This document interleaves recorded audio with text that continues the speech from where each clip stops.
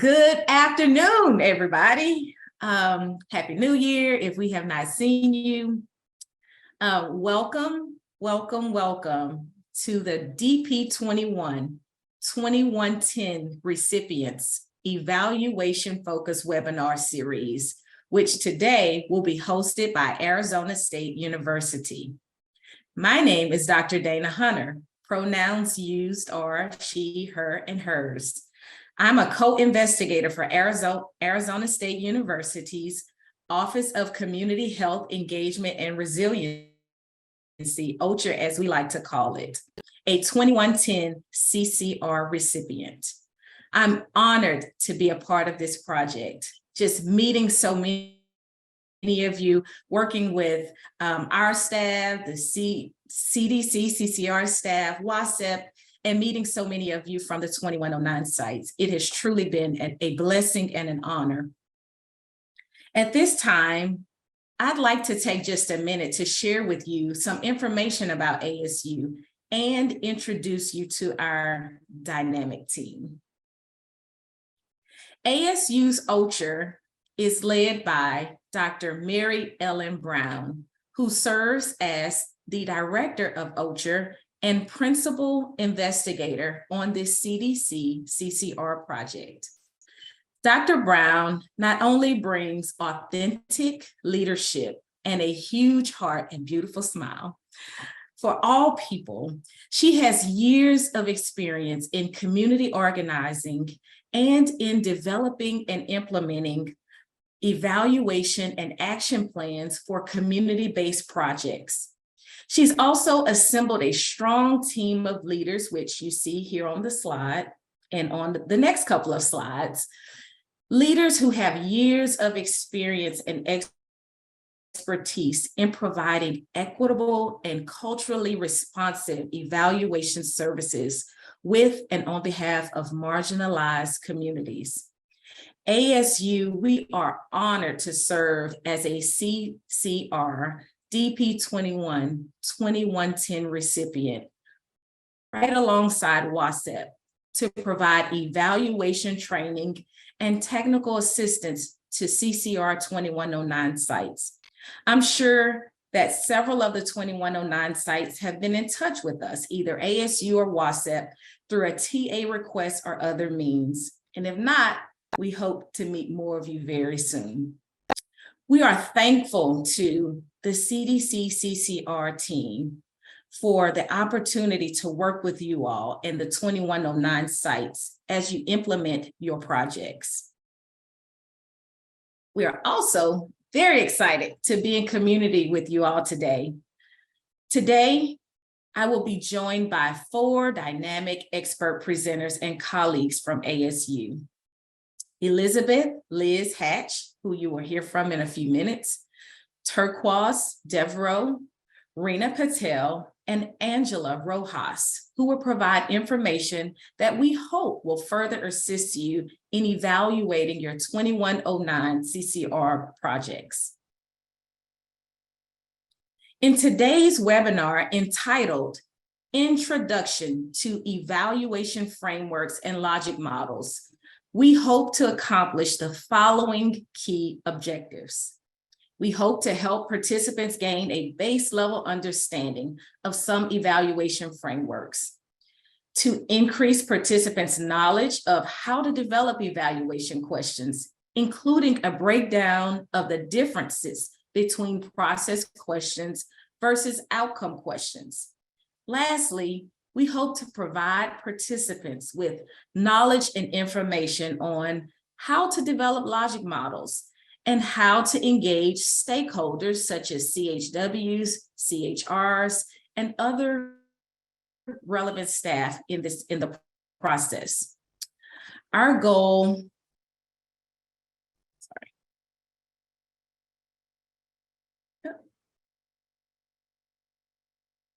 Our goal is to do this through a participatory manner and in a way that makes all of you who are joining us today feel like a valued participant in this learning experience. I'm sure by now you've heard a lot about popular education and participatory evaluation. So we want this to be participatory. We want you to know that you are learning with us and we're learning together and sharing information in this process. So we ask that over the next hour and a half that you relax and join in with us in this learning experience. So before we dive into our time of information sharing, I'd like to turn it over to Liz, who will do some housekeeping, go over our operating agreement, and also do a more formal introduction of today's speakers. Liz? Hello, everyone, and thank you for joining us. We want to start off with ASU's land acknowledgement today. Arizona State University's Office of Community Health, Engagement, and Resiliency acknowledges the 22 Native nations that have inhabited this land for centuries. Arizona State University's 4 campuses are located in the Salt River Valley on the ancestral territories of Indigenous peoples, including the Akimel Odom and Keeposh Indian communities, whose care and keeping of these lands allow us to be here today. At the end of today's webinar, we will be happy to share with you some important updates, including dates for some upcoming webinars. We also encourage you to go to AMP for the latest news and information regarding the CDC CCR project, as well as access or create TA requests. As we host our TA-focused webinars, similar to past webinars you may have attended, we have a few operating agreements.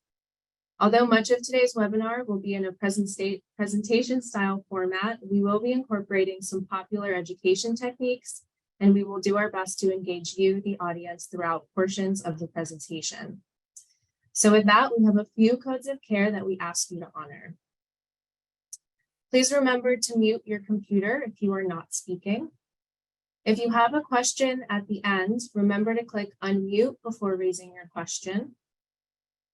Feel free to use the Q&A box for questions. You can write these questions down throughout the webinar, and we will be monitoring the Q&A box and we'll reserve some time at the end of the session to address your questions. Please use the chat feature in a respectful manner with your colleagues. Feel free to get to know one another and share your name and organization. Please list your Zoom name as you would like to be referenced. And lastly, take care of yourself. If you need to take a break or step away from your camera for any reason, you can do so. This webinar will be recorded and will be uploaded into AMP at a later date. And now to get us started, I'd like to do a brief introduction of each of our presenters. And I will go back to the roster so you can see their smiling faces. First off, Dr. Dana Hunter is a co-investigator with the ASU 2110 project, leading our training and technical assistance teams. Dr. Hunter was appointed by the Louisiana governor in 2017 as the executive director of the Children's Cabinet, and again in 2021 to serve as the executive director of the Office of Human Trafficking Prevention. Dr. Hunter will be presenting an overview of evaluation frameworks today, as well as trauma-informed evaluation.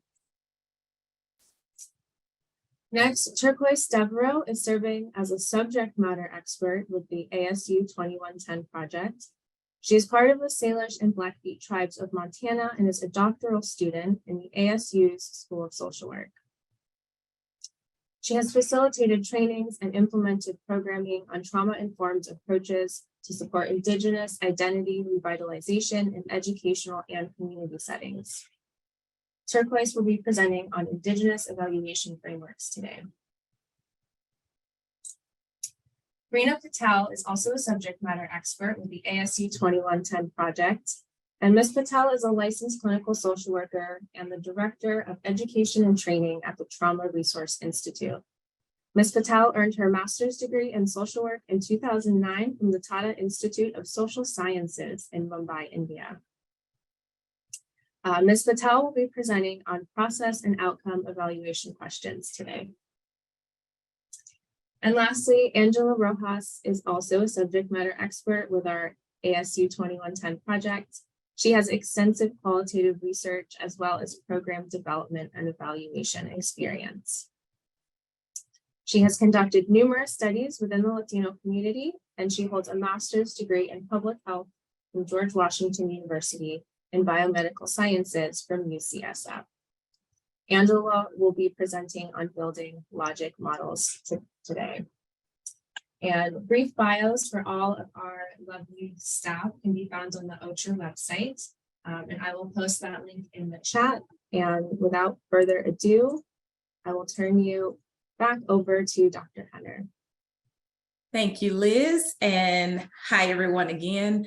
It's just an honor to be here, just to share a little bit about some of my experiences with evaluation and knowledge of how do we incorporate frameworks. I worked for many years. I started my career off in child welfare, working boots on the ground, and then moved into research once I got into the doc program at LSU. And I cannot tell you how important it was then to really take time to sit with some of the moms who had lost their children and hear them and understand them. And then when I began working with Dr. Brown at LSU, we were hands-on in the community doing evaluation work. And I learned, just to be honest, I learned from her, from Dr. Brown, the importance of including those with lived experiences. And I tell you, from the planning phase to implementation of evaluation activities, we were careful and always cautious to always involve those from the community. We made sure they knew they were the experts, inviting them to do presentations, making them feel and know that their information was important and valuable. And those experiences really helped me, even in my work today. So now I serve as the Executive Director of the Governor's Office of Human Trafficking Prevention, doing really, really critical and important work with some of our most vulnerable victims and survivors of trafficking. And one of the first things that we had to do, from all of my previous experience, we needed to establish a Survivor Advisory Council. Using that motto, nothing about us without us, we made sure we brought those with lived experience to the table to inform every aspect of our work.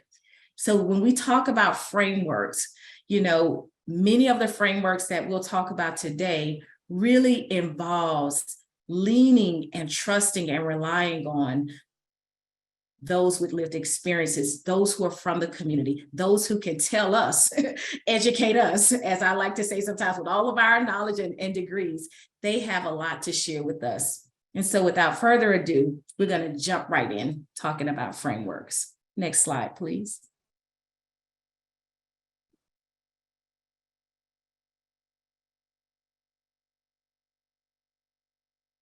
So, as we talk about participatory evaluation, as we said before, we wanted to incorporate some principles of popular education. So we want to kind of start with just an activity of a sort to begin today's discussion on frameworks.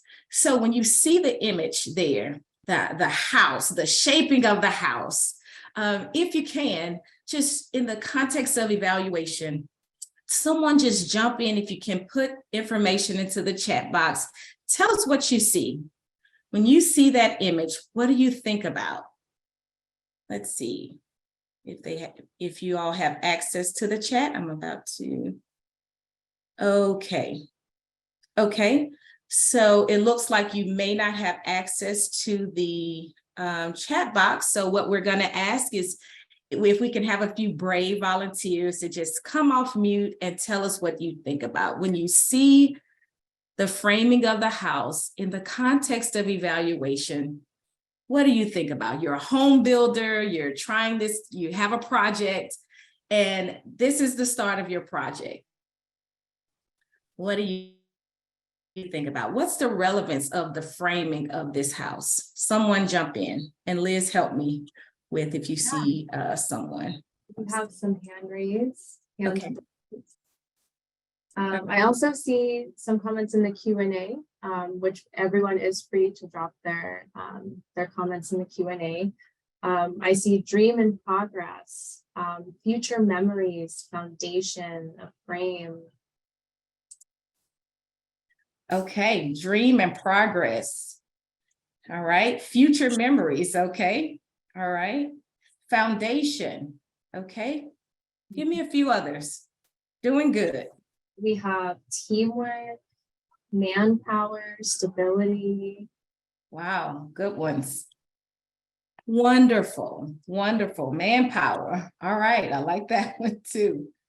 All right, all of those. So all of you are absolutely correct.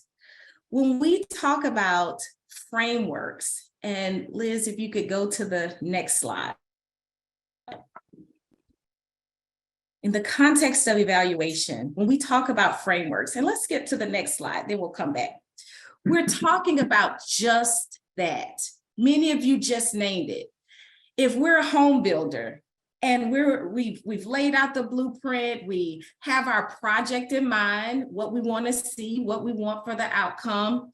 Before we even begin the building, what we're going to do is we're going to lay a solid foundation so that we can have our dreams achieved, as someone said, so that we can have really good future memories. We want to have a solid foundation. And when we talk about frameworks, we also want our project to be stable and have some stability. So you guys are absolutely correct. When we talk about evaluation frameworks, that's what we're referring to. We have a project that we want to implement, whether it's in the community or you name it, we have that project. But before we just go off implementing that project, we want to make sure we have a solid plan in mind and a solid framework. And so when we talk about those frameworks, that's what we're talking about. We're talking about guiding principles and standards that are followed during the evaluation process, during this evaluation process, so that we can have an ethical and accurate product in the end, right? And so we're also talking about the approach taken in the planning of the evaluation. When we're carrying out our data collection, what are some of those key guiding principles that we want to be sure to uphold during the process?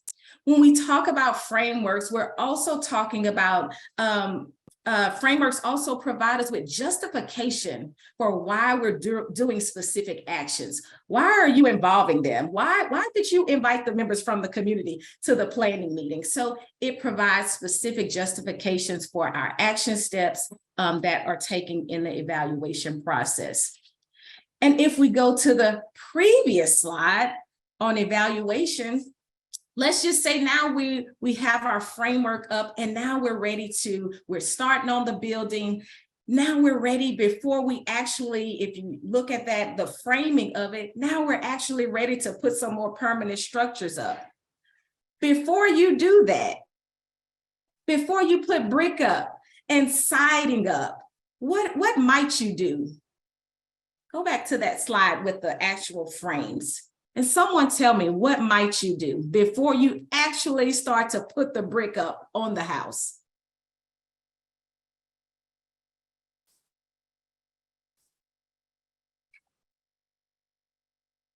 What might you do? Do we have any comments, Liz? No one has any comment yet. You may also raise your hand and I can unmute you now if you prefer. Okay. Oh, okay. We have look for flaws or weaknesses. Yes, absolutely. Review a blueprint. Yes, go back to the blueprint. Okay. Cost analysis. Okay, all right. Walls are needed, definitely. Yes. Inspection. All of those. Yes. of those are absolutely correct. So before you move to the next phase, you have your framework, you're starting on the project. What you might want to do along the process, and even before you start the brick and laying up, you want to evaluate. You want to see, okay, I'm gonna, as someone said, I'm gonna go back to the blueprint. Is this what we want this to look like before we move to the next phase? That is what evaluation is. Checking, do we have any flaws or weaknesses that we see? All of those are absolutely correct. And that is what we do and what we're referring to when we talk about evaluation. What do we mean when we say evaluation? Evaluation refers to a systematic way to measure progress and or success of a program or intervention. It helps us to understand if a program is working and why or why not. In the case of the house, again, checking each step of the way to see, is there something that we should change? Is this, are we moving towards the outcome that we intended?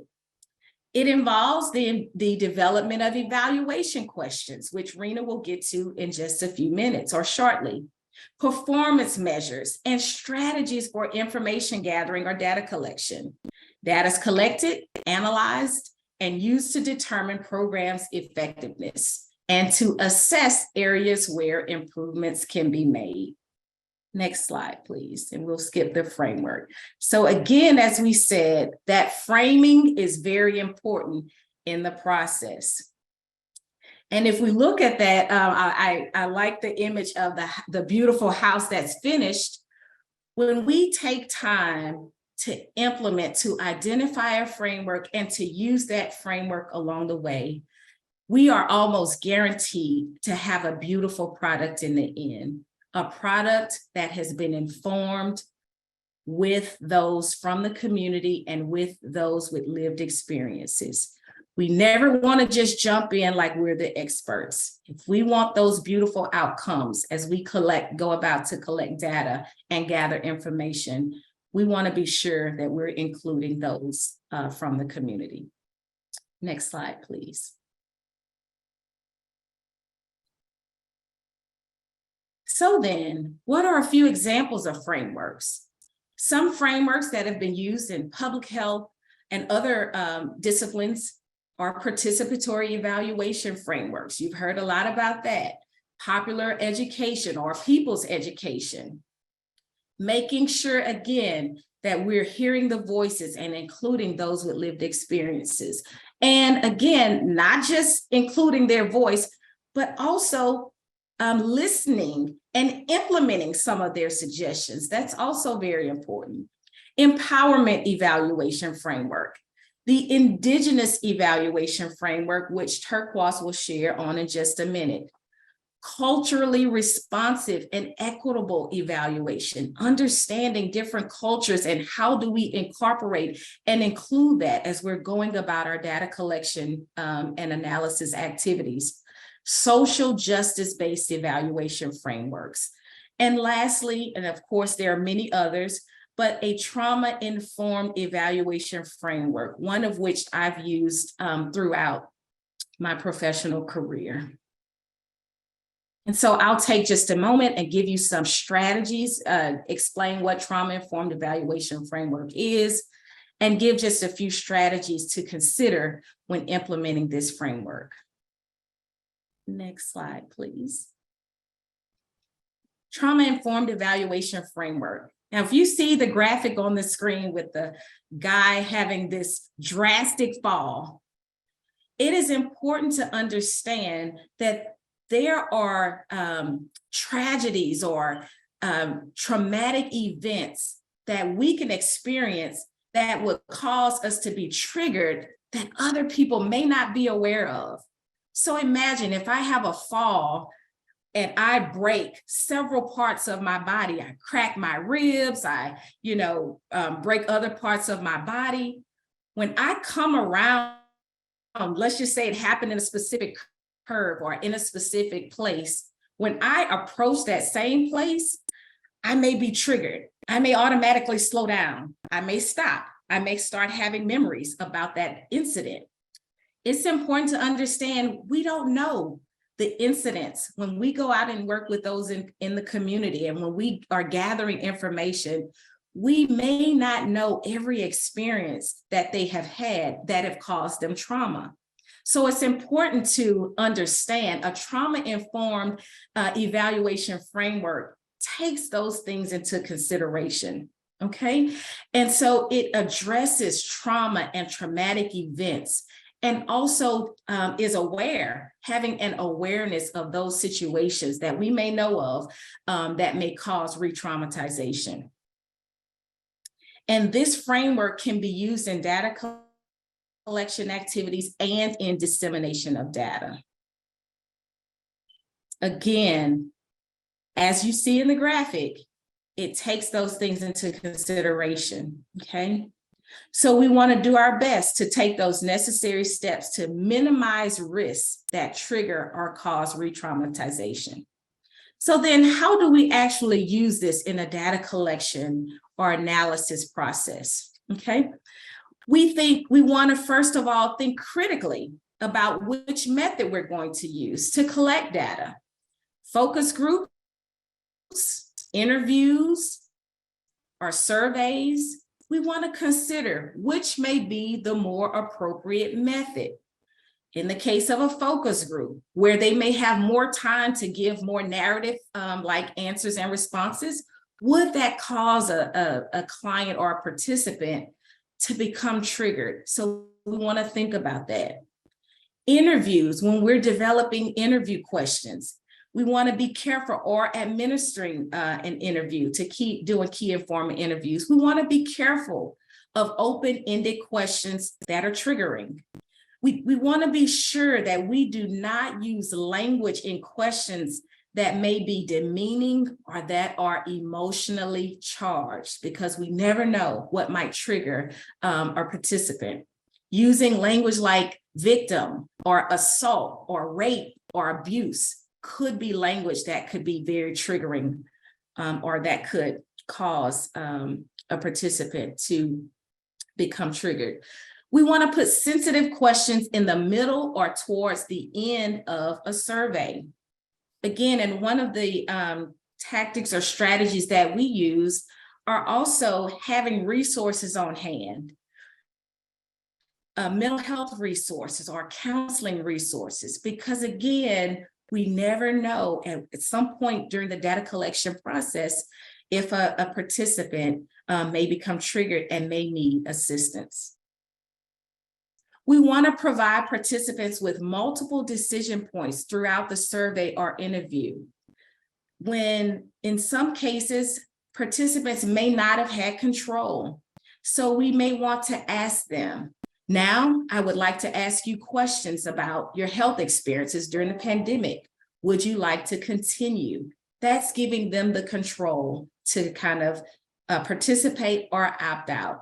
Again, we know many families were experienced traumatic deaths, sudden deaths. Some lost both parents within weeks at a time. So we never know what might cause them to be triggered. So being careful and cautious. And lastly, we want to consider environmental factors or interview questions that may remind participants of aspects of their trauma. Women may be more comfortable with a female interviewer. We also want to be transparent when describing what they'll be asked to do and talk about. We want to make it clear what types of questions that we will ask, and those that could potentially cause distress. We want to kind of, as often as we can, give them a heads up. Okay, allow the participants to see the interview questions when possible before they agree to participate. And lastly, if we can allow CHW, CHRs, and others with lived experiences to review the data collection methods before implementation, again, before implementation is very critical. There were many times that we engaged survivors and those with lived experiences into reviewing our assessments, and they often gave very critical advice to, change that. Can you reframe that? Or I don't like the way this read, or I don't understand that. Sometimes we use jargon and language that makes sense to us, but that may not be clear to them. So that is also another reason why we want to let them review the information and the questions before implementation. So in closing, those are just a few key strategies that we can consider when using a trauma-informed evaluation framework. And so at this time, I'd like to turn it over to Turquoise, who will share information on the Indigenous evaluation framework. Thank you all. Turquoise. Hello, everyone, and thank you, Dr. Hunter. I learned so much in that about trauma-informed evaluation, which is part of also the work that I do as a professional. But like mentioned in my bio, my name is Turquoise Devereaux. I am currently a doctoral student in the PhD program at ASU in the School of Social Work. I also am from the Salish and Blackfeet tribes of Montana, so I've been here in Phoenix now for almost 5 years, which is crazy to think about. But majority of my family and my ancestral homelands are in Montana, on the western side of Montana. And so, like I mentioned, a lot of the work that I do has been working with Indigenous communities and also any entity that serves Indigenous populations on creating culturally safe spaces and also trauma informed approaches, but that also includes doing evaluation. And so I've been doing evaluation now for a few years. And so this framework in particular that I'm going to be talking about, I was introduced to it a couple of years ago in my profession. And so I'm really excited to share that with you today. Next slide, please. And so, like I mentioned, I was introduced to this framework, which we call Indigenous Evaluation Framework, from when I worked at the Office of American Indian Projects at ASU in the School of Social Work. And I worked there for about 2.5 years.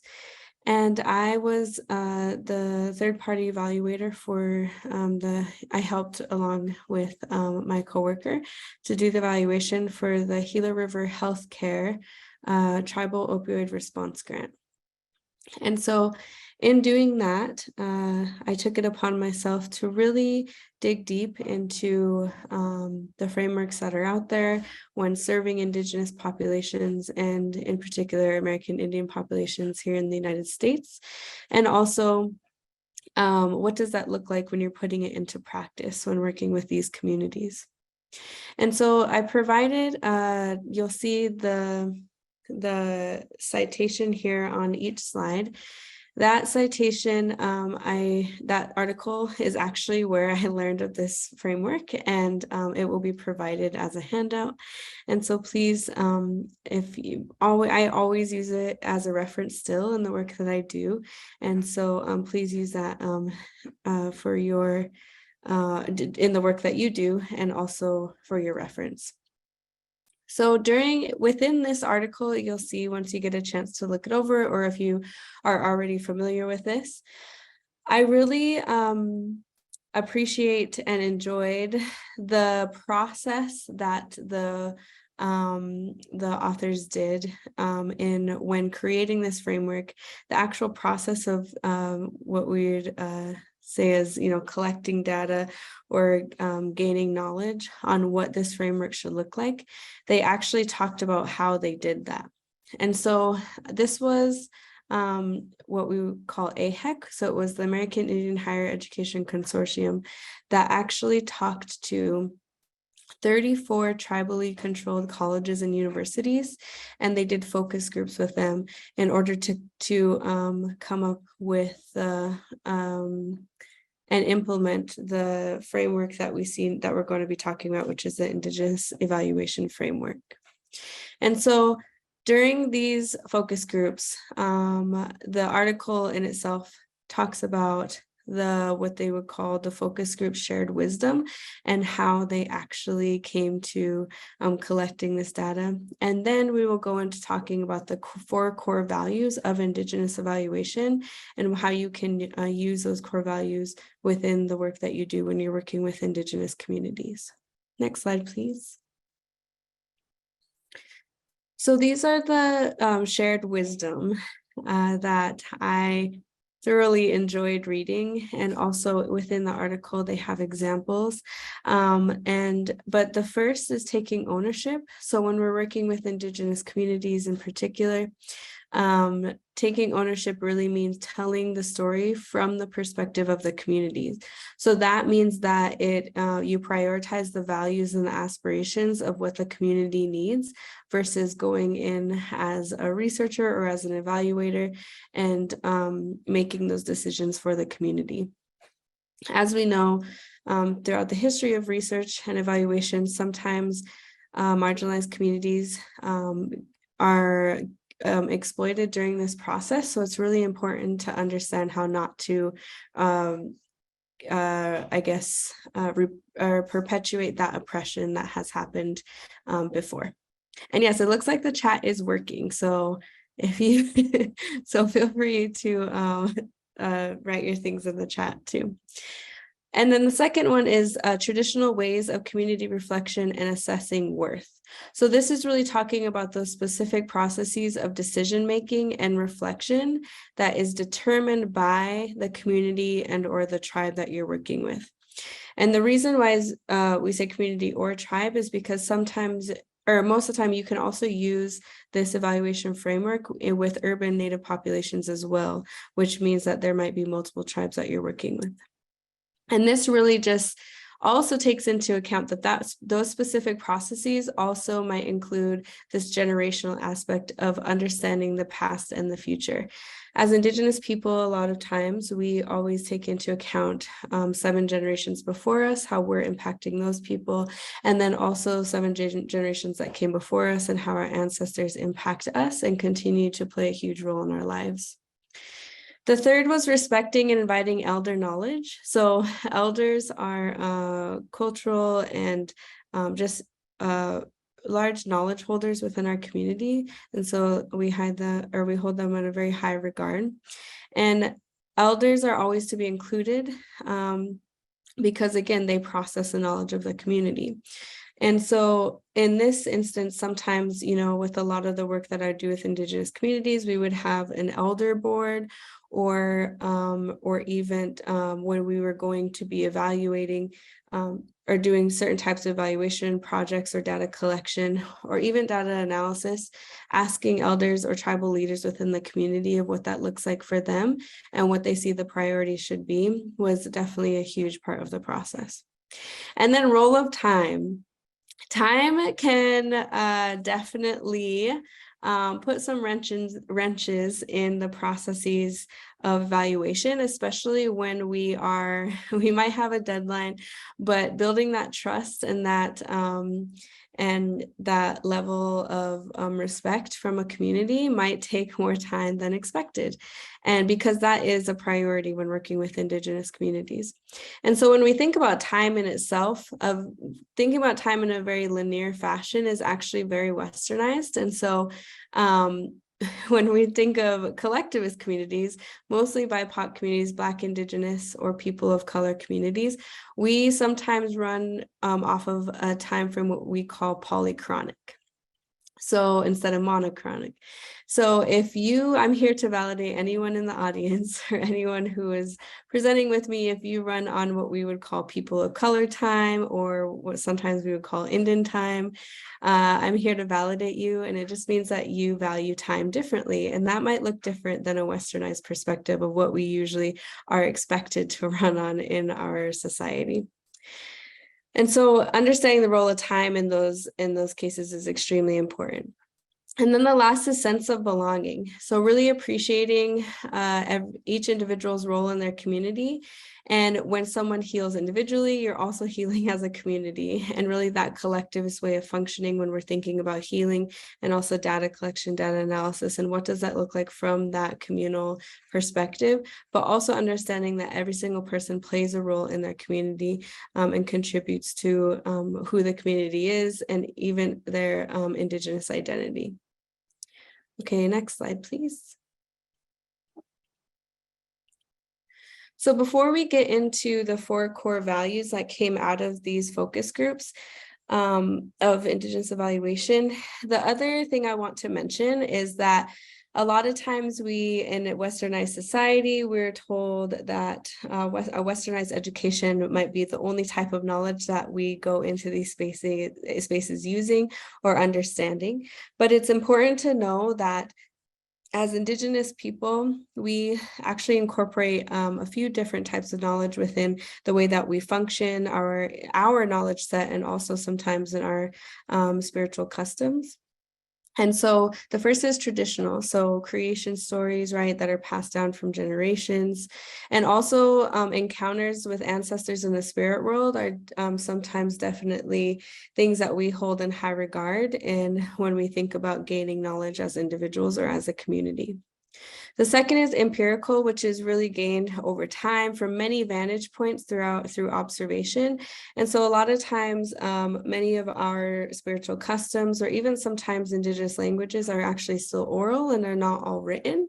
And so that means that we get this knowledge gained over time and also from different perspectives of what our ancestors experienced to then gain knowledge in our life now. So you can see how that comes from different vantage points. And then the last one is revealed. And revealed means that you can gain knowledge from dreams, vision, and any type of spiritual experience or spiritual customs that we still practice. And so these are just different ways also to understand how to you can utilize these different types of knowledge to really understand an Indigenous community and really even understand maybe how a program is why it's running or why it's there or how it's running. And so this is a really good, these 3 are really good to take into account. Also, one of the handouts that I provided was that's in the chat is decolonizing practices and research terminology, which actually comes from the book of decolonizing methodologies. And so that's a really, really awesome resource because it lists what the decolonizing practice is and then how to do it. And so it's kind of like a cheat sheet, but it does give you a really great start to when you're maybe doing data collection. And I know COVID has impacted a lot of different communities, especially Indigenous communities and Native communities, on collecting data. But if you are in that position of collecting data in person or within focus groups or things like that, that list of decolonizing practices actually can give you some really good things to do to create more of that culturally safe space for Indigenous people. Also, so what that means is really understanding this framework is going to take effort to decolonize your understanding of research. And what that means is really just understanding also how colonization has impacted our communities through trauma, but then really also through maybe our access to our culture and our language. And what does that look like when you are trying to incorporate those things into your evaluation process or even the program that you're evaluating? And so please use that for the work that you do. It is really, really great resource. Okay, next slide, please. And so these were the 4 core values that came out of this these focus groups with these 34 tribally owned colleges and universities. And so some of these, in a way, can overlap with the shared wisdom techniques that they used, but these are very, what we would call, I guess, yeah, the core ways of if you are doing data collection, data analysis. And so the first is people of a place. So as Indigenous people, the word Indigenous means the original people of that place. So, and as Indigenous people, we have a really strong connection to the land and the natural world. As you saw in the beginning of the webinar, we did the land acknowledgement. And then when I started, I mentioned where my ancestral homelands are. And so you can see how sometimes, and even when we introduce ourselves or when we do our spiritual customs still, and our language and our culture, a lot of times are very place-based. And we see how colonization has impacted that during the removal era and even the reservation era, or even tribal communities in the United States who actually who aren't federally recognized and don't have a land base. That also impacts their ability to incorporate that place-based ways of functioning as Indigenous people. And so when we're talking about understanding that from an Indigenous perspective, it is really crucial to know that when we don't have access to those things, it can have an impact on not just us individually, but also our communities. And the second is recognizing our gifts. And so this was the one that I mentioned might overlap a little bit with the one I talked about before, but really just respecting and acknowledging individuals' gifts and learning styles. And so that means that every single person in the community does play a role in how that community functions, and then also how that community really contributes to individual identity and Indigenous knowledge. And so it's a really reciprocal learning process. And I always say, especially in all of the work that I do, I always say, and a lot of times in Westernized education, or when we're in these positions where where there is a hierarchy of knowledge or position, right? A position of power, then sometimes we go into spaces and we believe that we are going to be the only teachers or knowledge holders in that space. Yet it is more likely, more often than not, you will actually probably learn more from the people that you work with than they will ever learn from you. And I think that is something, especially going in with that cultural humility, knowing that you are going to also gain knowledge when working with populations, when you're serving marginalized communities, but especially a population that you might not belong to. So whenever I do a lot of youth, Indigenous youth programming and trainings, and I always say, whenever I work with youth, I know that they are going to teach me a lot more than I will probably ever teach them. And that in itself just lets me then know that how to serve them to my best ability. And so that reciprocal learning process is extremely important to understand.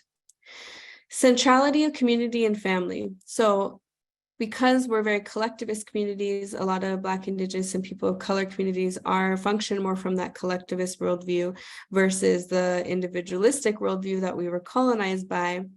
Then it's important to understand that family and community are core elements to individual Indigenous identity. And so, for instance, when I work with, a good example of that is when I work with Native students in higher education.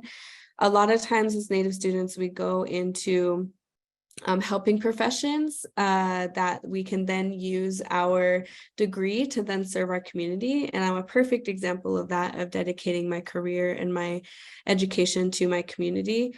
So what that means is that we function from that collectivist lens, meaning that the betterment and the health of our community is always a priority in our individual decision-making process. And so really understanding that collectivist worldview within Indigenous communities is very, very important. And also, how has colonization impacted that, right? And that historical impact that then continues to what does that look like when we're thinking about intergenerational historical trauma, but then also access again to language, culture, and sometimes our own community. When we think about the relocation era, or even the Indian adoption project that happened and the boarding school era, a lot of our relatives were either taken from our communities for assimilation tactics, or even moved to very urban areas in the United States. And then the last is sovereignty. And there's 574 federally recognized tribes in the United States. And that's only federally recognized. So they're considered sovereign nations, meaning that there's a federal to federal relationships with the federal government. But that, again, only counts for federally recognized. So there's hundreds of, that doesn't count for state recognized or tribes who don't have any recognition at all. So especially maybe sometimes in urban settings, you might work with tribes who might not have that federal recognition, or you might meet some people who belong to tribes who don't have that federal recognition. And it's important to recognize that and understand that, because, their communities really are in that position because of colonization and what has happened to Indigenous communities in the United States. And so when we're talking about sovereignty in itself, it really is supporting that nation building and understanding and supporting the fact that tribes have the autonomy and the decision making, and are the masters of the decision making process of what is happening in their community, and what does that look like from their perspective, and really just helping them build that tribal capacity. Whether you are Indigenous yourself when you belong to that community, or maybe you're Indigenous and you're working in a different Native community, or you're maybe on the allyship journey to becoming an ally for Indigenous communities, and you are doing evaluation for an Indigenous community. It's really important to understand and make moves and do these things within evaluation that really help build that tribal capacity.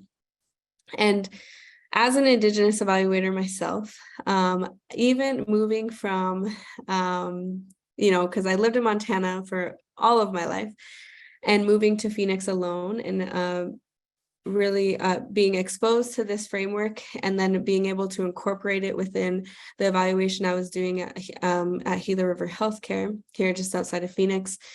It was really eye-opening for me as a social worker, but also an evaluator, and as an Indigenous woman, because even though I am Indigenous and I identify as that, and I grew up on my ancestral homelands, I still had a lot to learn when working with other Indigenous communities, because we are so diverse. And I think that's something to really take into account, and even just going back and even feeling validated by this way of doing evaluation in itself was really important.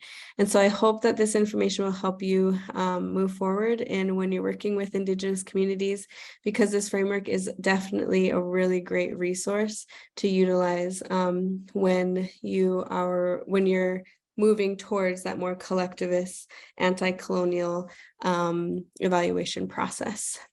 And now I will pass it over to Reena Patel.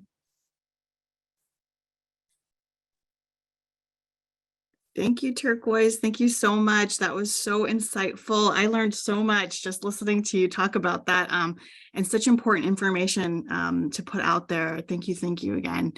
And I'm so excited to talk to all of you about process and outcome questions.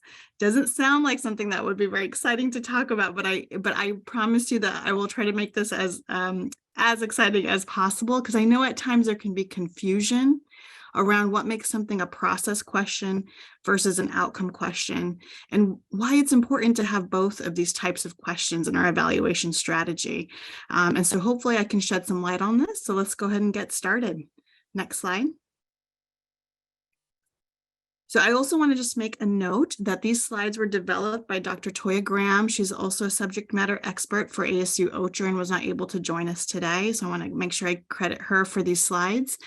And so let's go ahead and just get a pulse of what folks' knowledge is around process and outcome questions. So you see on the slide, it says, how would you describe your understanding of process and outcome questions? Would you consider yourself a beginner, intermediate, or advanced in your understanding of process and outcome questions. And so thank you. Wow, you all are already utilizing that chat. I love it. Look at that. And thank you again, Arnie, for enabling that for us. Okay, so I see lots of beginners, several intermediates. Okay, that's really helpful to see. Yeah, so a lot of beginner and intermediate. Okay.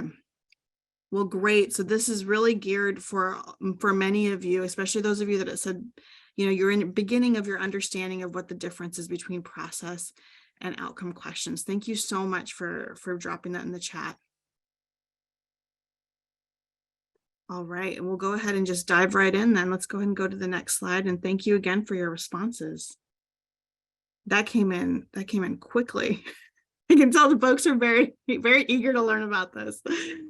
So let's go ahead and just take a look at this. So process and outcome questions. I'll go back to what Dr. Hunter said in the beginning. If you all remember what she talked about with the evaluation framework and the analogy of the house, right? So we have this framework. If evaluation frameworks are our foundation, right, for a solid house, then process questions are thinking about what kinds of materials do we want to use to build our house, right? Who's going to build it? What is important for us to have as part of the structure, right? Do we want to build it sustainably? You know, what do we want? How do we want to do this, right? So those are process questions, right? If you're thinking about that evaluation framework and that house, our process questions are now starting to get really curious about who's involved in the building of it, what kind of materials do we want to use, those types of things, right?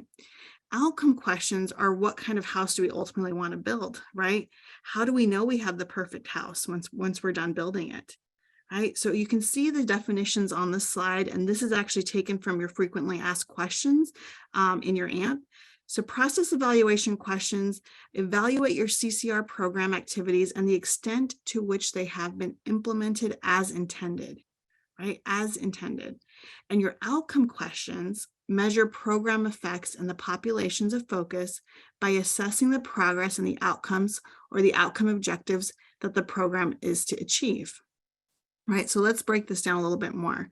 So it's really important for us to know that it's helpful to have a framework for our evaluations to help inform these two sets of questions, right? So I'm going to go back to that framework. It's so important. So if you're choosing a participatory framework or a trauma-informed framework, we want to go back to that framework to help inform these sets of questions, right? So for example, Turquoise just talked to us about Indigenous framework for evaluations, and Dr. Hunter just spoke to us about trauma-informed framework, right? This will help to inform what kinds of questions we're actually asking. For example, in an Indigenous framework, we may be more concerned in a process question to ask how many elders were involved in the implementation process, right? We want to actually use our framework to help inform these questions. We may also want to look at, okay, for an outcome question, what impact did your programming have on elders specifically, right? So now we're actually incorporating elders and looking at our outcomes as well. So it's important to know that these are two separate things, right? Even if the house is not how you pictured it at the end of the day, are you satisfied with how you built it, right? So, even if the outcome isn't what you desired and isn't what you thought you were going to get, are you still happy with the process, right? Is the process how you intended it to be as much as you could control it, right? Are you asking those questions around those processes and how you intended to conduct your research, your data analysis, the programming that you're doing? So we want these questions to fit your population of focus as well. They're helpful guideposts to keep us on track. Some considerations to think about for process questions. Essentially, are we doing what we said we'd do, right? For outcome questions, essentially, what effects did the program have on the population that you're focusing on? And planning is key for this to be successful, right? Keeping the end goal in mind as you're crafting your questions. It's really important to have that vision of what is it that you want at the end of the day, right? Keeping that in mind as you're developing these questions. How will you know your strategy is successful? And other considerations to keep in mind what are your questions important to your stakeholders, right? What kind of questions will help inform your stakeholders? We want questions that can be answered in the time frame of the project and that are realistic, feasible and viable, right? These questions are meant to be questions that you can actually answer in the course of the project that you have. For example, if it's important for your stakeholders, let's say a tribal council, that elders are involved in the program implementation, that's a process question. Or if referrals increase for a wellness program within the health center as a result of the project, that's an outcome question, then those are good things to consider when you're developing these things. Next slide.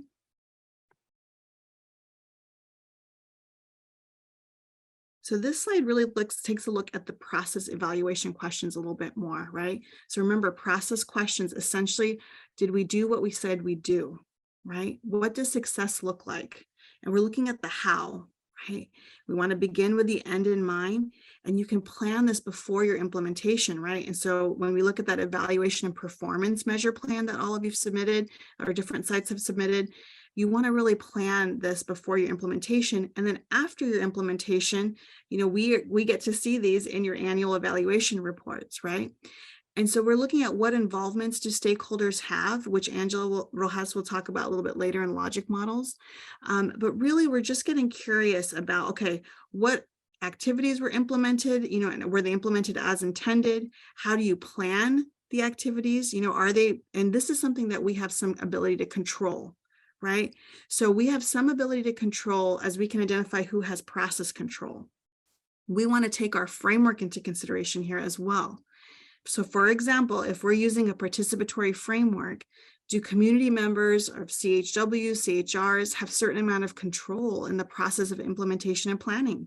We want to involve the community into these parts of the, as you've heard many of our speakers talk about, right? It's a big part of what we want to do is to make sure that we're involving the community, we're involving stakeholders, we're involving the CHWs and CHRs as yourself in this process, right?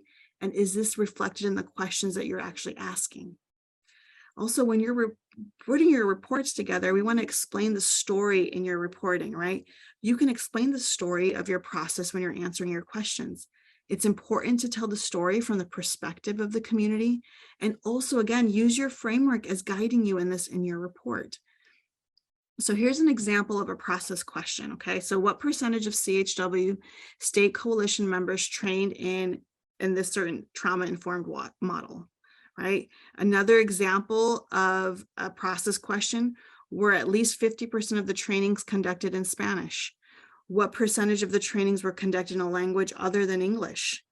To what extent were CHWs or CHRs involved in the trainings, right? So you see how these are not necessarily concerned with the outcome quite yet, but we're more curious about the process, right? How many trainings were conducted in a different language? Who was involved in those trainings? Those are all process questions. And then if you look at our next slide looks at outcome evaluation questions, right? So now we're looking at what effects did the program have on the population of focus? Again, we're looking at what does success look like, right? What are our goals? Beginning with the end in mind. What does that perfect house look like, right? We want that in mind. We're anticipating, we're expecting what our outcomes are going to be, right? And again, that's in your evaluation and performance measurement plan. So we are anticipating what the outcomes are going to be, but then we have your actual outcomes, right? And so we're looking at our outcomes, our initial outcomes, our intermediate and our long-term outcomes based on these questions. Again, we're also looking at the involvement of CHWs, our allies, our staff, our partners in the creation of these questions and in our outcomes. So what outcomes and effects do you anticipate the program will have? And what outcomes were actually achieved, right? So this is what we're looking for in the reports, right? What outcomes were actually achieved? And again, telling the story around what happened.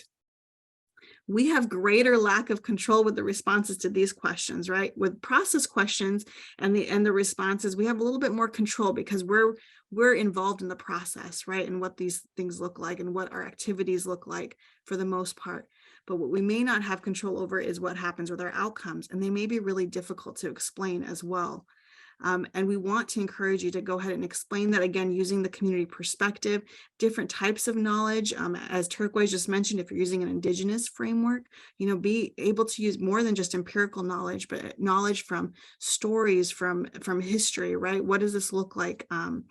And also We know that for many year one sites, that we had delays regarding our outcome questions, that things didn't quite happen the way that you intended, and that's okay, right? And it's also important to know that we also have limited control of our population of focus.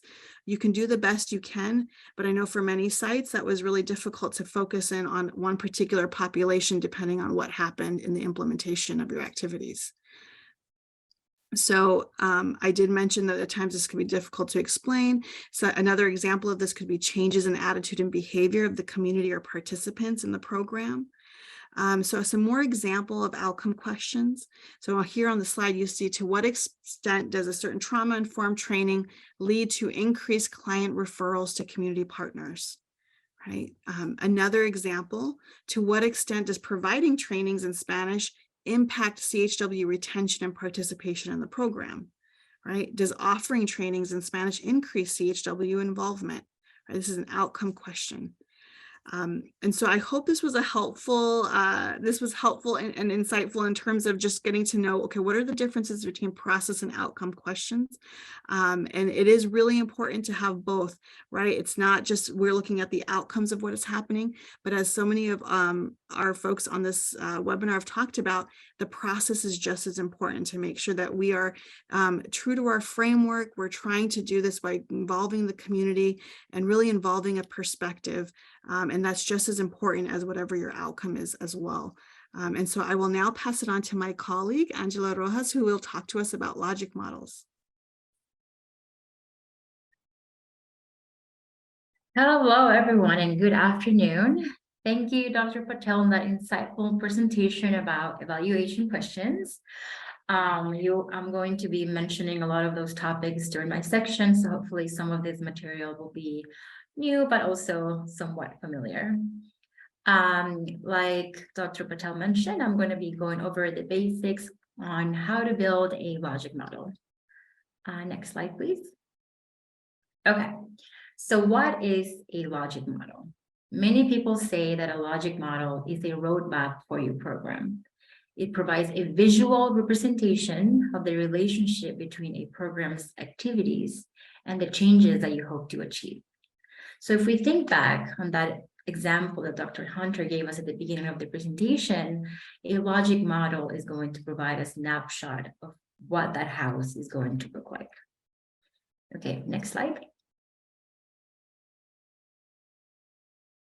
Okay, so now what is the purpose of a logic model? Why do we care? Why do we use a logic model? So we can break that down into 3 different points. So first, it's going to help you with the design and planning of your program.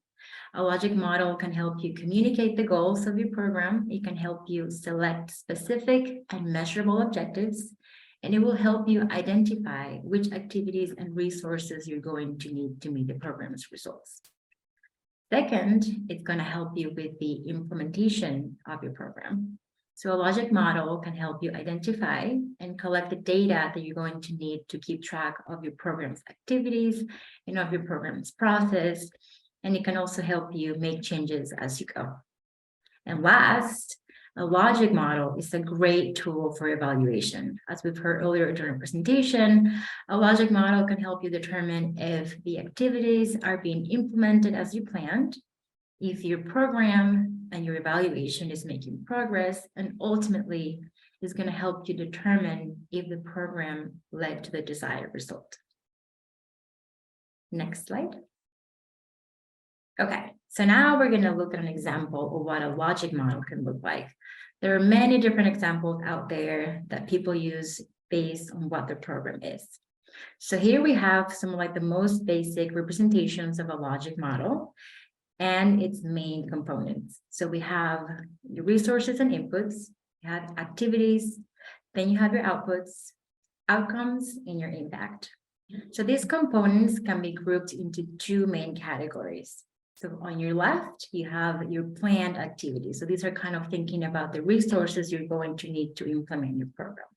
And then on your right, this is going to be part of your intended results. So now we're going to go through each one of these individually. Next slide, please.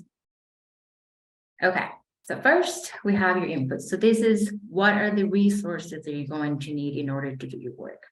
So for example, program staff, CHWs, organizations that you're going to be partnering with, funding. So what do we need in order to actually do the work? And then you have your activities. So when you think about activities, you're going to be thinking about what are the specific things that the program will be doing to drive impact. So you're thinking about actions, actually, tools that you're going to be using. So training staff. We're going to be creating partnerships with community organizations. We're going to be creating or sending out communication materials. Next slide, please.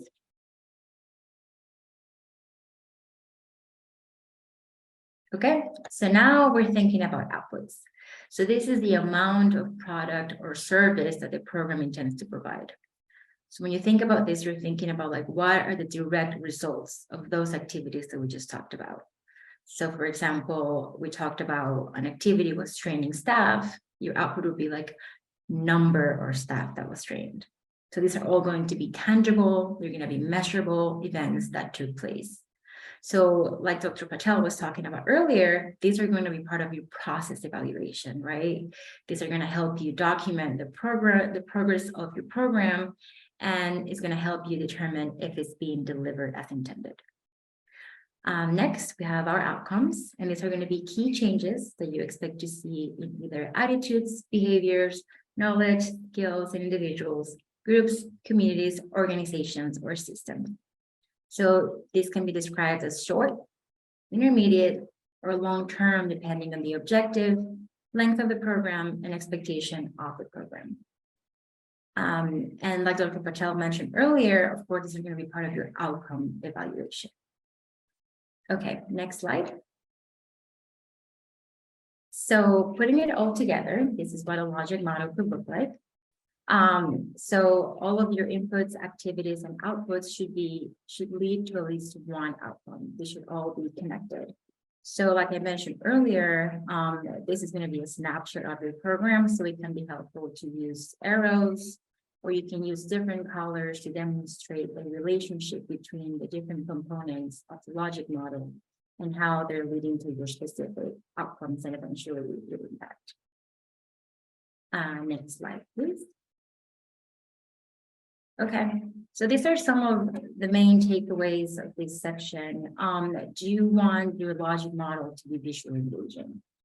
Ideally, you also want your logic model to be displayed in one page. Again, we're looking at a snapshot. We're not looking at anything overly complicated, just kind of is accessible for everyone involved in the process, so they can look at it and kind of see where things are at any point in time.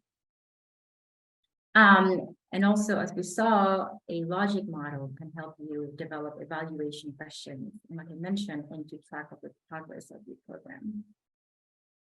And just as a quick reminder, a logic model can change over time. It's a work in progress. You can, at any time, redefine your goals, change your activities, kind of rethink your evaluation questions. And again, going back to the example that Dr. Hunter talked about earlier in the presentation, it's kind of like when you're building that foundation, you can make changes along as you go. And the last thing is that you have to make sure that when you're creating a logic model, you're creating that snapshot of your program, that is a participatory activity. It's very important that you're engaging all of your stakeholders, CHWs, CHRs. They can provide extremely useful content. In the community, they can provide information about, how similar programs work in the community. Maybe they haven't worked in the community.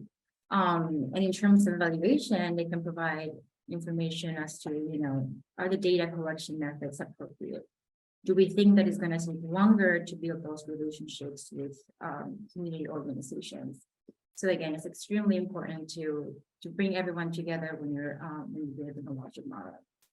And also, not only beyond that context, is going to create a sense of accountability. Everyone is going to understand the importance of evaluation. Everyone's going to have a shared understanding of the importance of having good quality data. Why are we doing this additional work? And understanding that having meaningful evaluation questions is going to help you demonstrate that your program is actually having your desired impact in the community. And with that, that concludes my section of the presentation. And I will now hand it over back to Liz for our Q&A. Thank you again to all of our panelists for their wonderful presentations. That was very informative and engaging.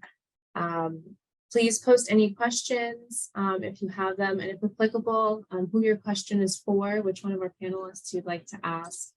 You can also raise your hand. And I did get one question in already, and this question is for Dana about trauma-informed evaluation.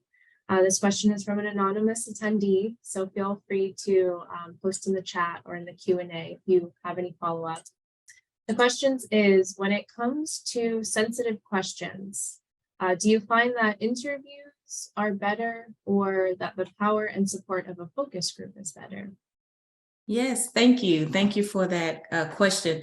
So the research and literature would tell us that the key informant interview would be better for sensitive questions. Why? Because one, we would have a more private setting. The interviewers would be trained. We want to make sure, I didn't get to talk about that, but we want to make sure anyone involved in the trauma-informed data collection activities, that they're trained on what is trauma, how do I recognize trauma? And so the interviewers would be trained, and they would establish that rapport with the participants such that they could kind of ease the anxiety or ease some of the feelings if they surface. So, but also the self-administered survey would likely be an even more private setting. So the respondent would have a chance to answer those more sensitive questions in a more private, the most private setting. So the key informant interview would be better than the focus group, but even better than that would be the self-administered survey. Thank you for that. We also had another question come in for Angela. And this is from Ginny Torres. Can the logic model be presented in a flowchart type of format? Yes, absolutely. So like I mentioned, there are many different ways that you can display all the different components of your program. So it's just a matter of like whatever works best for your program and for your team. So absolutely. Thank you. I also see another question in the chat, which perhaps Dr. Hunter would like to address. Does 2110 allow for 2109 recipients to receive additional support to develop either a needs assessment or a logic model? Sure, I'm sure that those requests can be made through AMP, and we would be happy to. Yes, Blanca, whether we are your 2110 evaluation team or Washington is your team. Mm-hmm. Yeah, you can definitely submit a TA request in AMP, and whether it's us or Washington, we'd be happy to help you with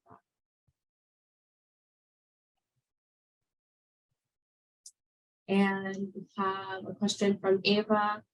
Are there additional videos you can recommend regarding logic models and outcomes? Absolutely, there are a ton of resources out there. We will share all of our resources that we referenced in this webinar after the webinar, along with the recording. If you want any additional resources, again, you can submit a TA request through AMP, and your team, whether it's us or Washington, will be happy to supply you with more resources to help you out.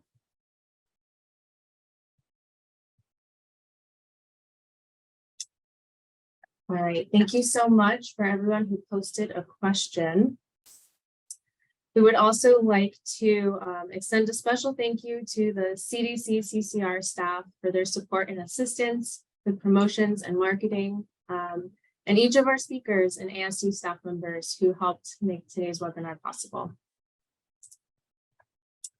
We also have some information about upcoming webinars. First, as part of the CCR National Evaluation, CDC and the CCR Evaluation and Technical Assistance Partners, ETA partners, ASU, as well as the Washington State Evaluation Partnership, are conducting several studies to assess the CCR program effectiveness. And on February 14th, they will be providing a webinar that will cover both special studies. The target audience is everyone from a recipient site, members of evaluation teams, and those interested in the CCR special studies are especially encouraged to attend. And I will send the links to both of these webinars in the chat. And the second webinar is from Envision, the CHW Integration into Healthcare Systems. This is going to be February 23rd between 1 and 3 p.m. Eastern Time. This webinar is also open to all recipients. Healthcare partners are especially encouraged to attend. This is going to provide insight from the Massachusetts Department of Health, who supports local community health centers to successfully integrate CHWs, as well as the Kansas Department of Health and Environment, who will share promotional video and materials to communicate their health system partners. And so at the end, actually, when we end this webinar, you will see a poll come up. Please take a moment to answer those assessment questions to let us know how you enjoyed today's webinar. If you have any remaining questions, please send them to me. My phone number and my email address are on the screen. And before we close out, I just want to extend that last thank you to Dr. Hunter, Rina Patel, Turquoise Devereaux, and Angela Rojas for sharing your expertise. And thank you to everyone in the audience for being a part of this webinar, for asking very valuable questions that we can all learn from. The recording of this webinar will be shared with everyone, along with the slides and resources, and posted in AMP.